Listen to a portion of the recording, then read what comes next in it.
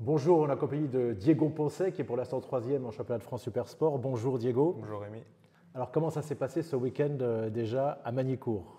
Dans l'ensemble un peu compliqué, on n'a pas réussi vraiment à trouver la moto qui me convenait. Donc bon, on avance petit à petit, on commence à la comprendre de mieux en mieux. Maintenant, il faut continuer de travailler pour trouver vraiment la base qui me plaît, quoi. Vous avez du coup perdu une dizaine de points en gros sur vos deux principaux rivaux, expliquez-nous. Ouais, c'est ça, là je me retrouve à 35 points. 35 points des deux premiers qui sont à égalité. Donc bon, rien n'est fini, mais voilà, ça commence à faire un petit peu loin. Bartholomé Perrin, Alexis Négrier, lequel des deux selon vous sera le plus redoutable pour vous affronter pour le titre jusqu'à la fin?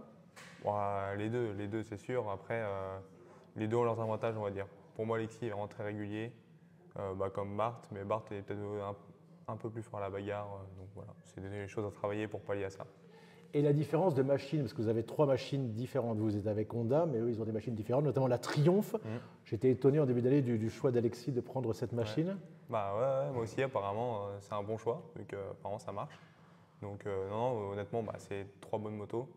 Maintenant, c'est déjà celui qui est dessus qui fait la différence. Et puis voilà, de trouver la bonne base qui convient à chaque pilote. Et normalement, toutes les motos sont bonnes, quoi. Pour que vous décrochiez le titre en fin d'année au Vigan, il faut peut-être croiser les doigts aussi pour qu'il ne pleuve pas.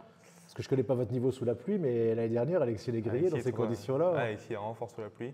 Donc bon, maintenant, nous, si on a entendu, on peut réussir à faire quelque chose. Maintenant, c'est comme sur le sec, il faut trouver une bonne base qui me convient.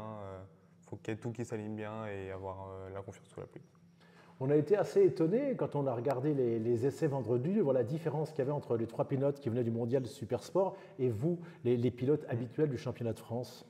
Il y avait une raison particulière? Déjà, l'expérience qu'ils prennent en mondial, c'est quand même.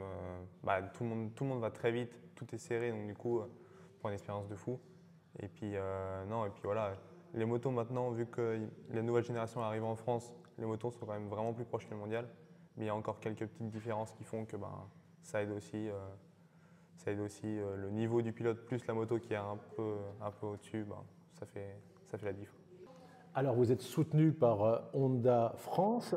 L'année dernière, Corentin Perolari s'est retrouvé wildcard, a fait un week-end assez sensationnel. C'était le meilleur français à Magny-Cours.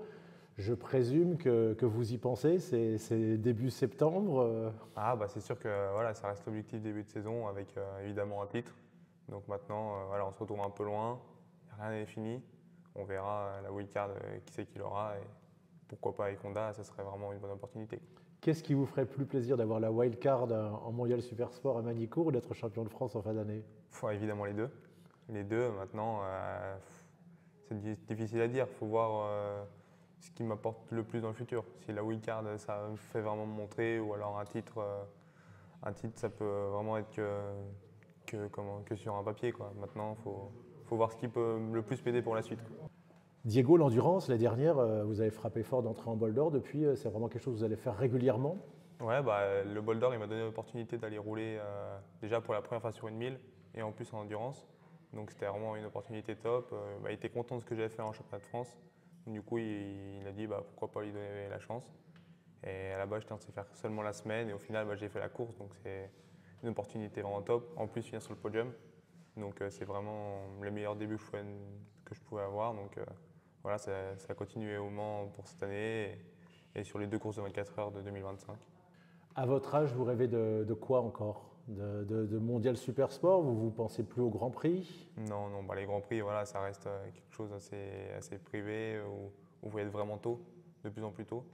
Et oui, parce qu'on vient de voir Maximo Quiles qui a gagné son premier Grand Prix ou cinquième Grand Prix à 17 ans. Ça fait, c'était il y a 3 ans pour moi, donc voilà, ça fait un peu tard. Et puis non, même là, la meilleure chose que je puisse faire, ça serait du Mondial Sport, Superbike. Maintenant, à voir ce qui va se passer, et sinon, ce serait l'endurance le plus faisable. Mais vous avez déjà fait du mondial. Je vous ai vu, je vous ai découvert il y a 3 ans. Ouais, une wildcard en 300, et donc maintenant, Le pourquoi pas stress faire que la vous même en aviez avec 600. Alexis Legris, vous aviez plus de stress qu'Alexis, je pense. Ouais, je sais pas, après c'est différent. Je pense qu'on ne monte pas pareil aussi. On n'a pas le même stress, je pense. Mais ça va vous servir, ça, pour le futur, cette expérience de cette année-là? Oh oui, j'ai vu direct en revenant au championnat de France, ça change. Enfin, faire une wildcard championnat du monde, il y a tout le monde qui va plus vite, donc c'est direct, ça tire. Bonne chance, Diego. Merci.